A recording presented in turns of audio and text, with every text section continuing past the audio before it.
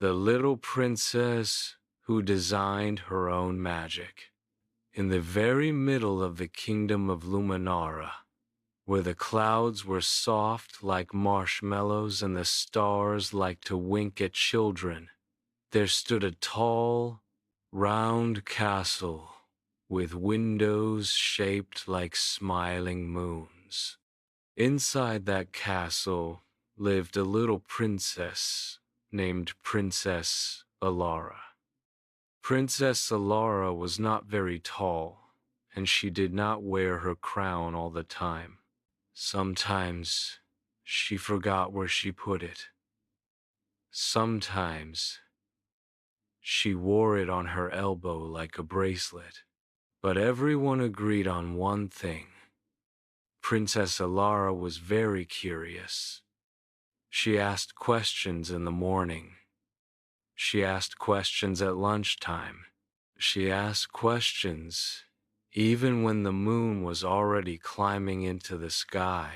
Why does magic sparkle? Why do spells have words? Why can't magic feel different for different people? The grown-up wizard smiled politely and said, That's just how magic works. but Princess Elara didn't feel satisfied with that answer. A school full of ready-made magic. Every weekday morning, Princess Elara went to the Royal Magic Academy, where all young princes and princesses learned magic. In spell class, they practiced spells from very old books. In potion class, they followed recipes written hundreds of years ago. In wand practice, they copied the same movements again and again. Swish and spark. Turn and glow. Wave and done. Princess Elara could do all of them perfectly. But when she waved her wand, something felt strange. The magic worked, but it didn't feel like her. It felt like wearing someone else's shoes, too tight in some places, too loose in others. One afternoon, during free magic time, Princess Elara raised her hand. Teacher Moonwillow, can we make our own magic? She asked softly. The classroom went very quiet. Teacher Moonwillow blinked. Your own magic? Yes, magic that fits us. Magic we design. Princess Elara said. Some children gasped. Some children giggled. One little prince dropped his wand. Teacher Moonwillow stroked her silver hair slowly. No one has ever tried that. Magic is already made, She said. Princess Elara looked down at her shoes. But what if it doesn't fit? The question that wouldn't sleep. That night, Princess Elara lay in her bed under a blanket stitched with tiny stars. She closed her eyes, but her thoughts didn't close with them. What if magic could be gentle instead of loud? What if magic could help feelings, not just things? What if magic could listen? She hugged her pillow. I wish I could design my own magic. She whispered. Just then, tap, tap, tap. Something softly knocked inside her chest. Not her heart. Something else. The door that appeared. The next morning, as Princess Elara walked through the castle's west hallway, she noticed something she had never seen before. Between two ordinary walls was a tiny, glowing door. It was no taller than her knee. It shimmered in colors that didn't have names, and on it was a sign written in curly letters. Design your magic. Princess Elara's breath caught. She looked left. She looked right. No guards, no teachers, no grown-ups. She gently pushed the door. It opened. The Magic Design Studio. Inside was the most wonderful room Princess Elara had ever seen. There were shelves full of jars labeled kindness, bravery, patience, listening, trying again. There were tables covered in soft light. There were brushes that painted in feelings. There were buttons that hummed when touched. And in the center of the room floated a creature with shiny wings. Oh, a designer at last. It said happily. Who are you? Princess Elara asked. I'm Milo, the magic assistant. This is the Magic Design Studio. It only appears when someone asks the right question, Said the creature. Princess Elara smiled slowly. I think I asked it. Design rule number 1. Milo clapped his tiny hands.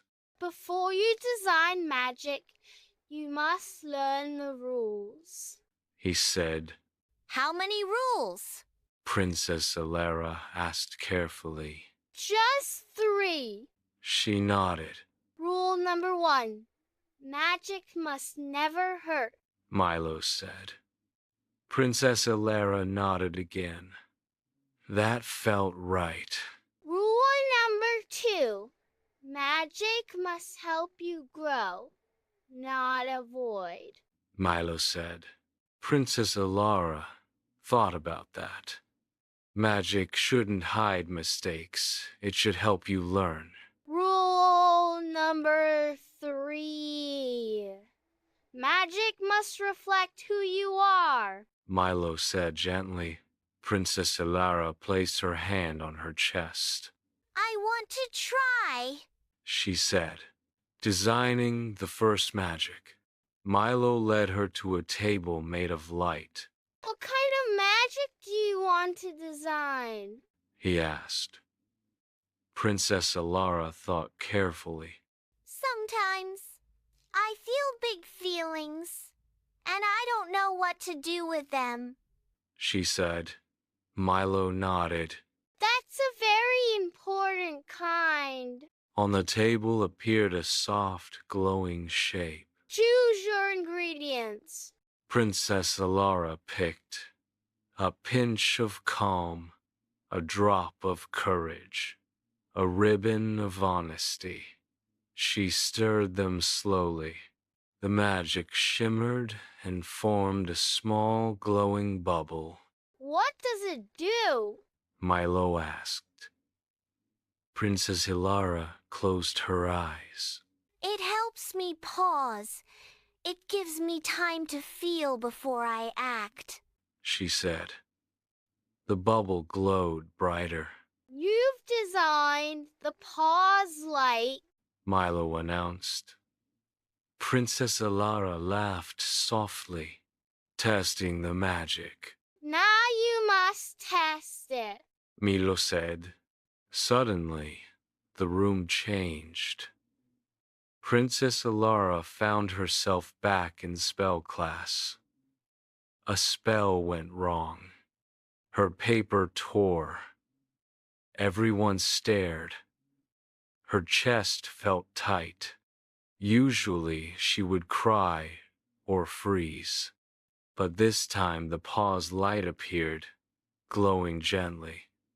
Princess Elara took a slow breath. I can try again. she whispered. The feeling softened. Her hands steadied. The spell worked. Back in the studio, Milo clapped, It works because you made it. designing more magic.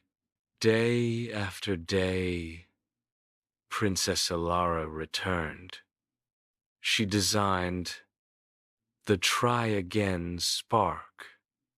For when things went wrong, the listening glow. For understanding others, the brave step. For doing scary things gently. Each magic was small. Each magic was kind. Each magic felt like her. But Milo grew keener. One more lesson. Magic designers must choose. He said one day. Choose what? Princess Elara asked. Whether to keep magic only for yourself or to share. Princess Elara thought of her classmates, of children struggling with spells, of feelings with no names. I want to share.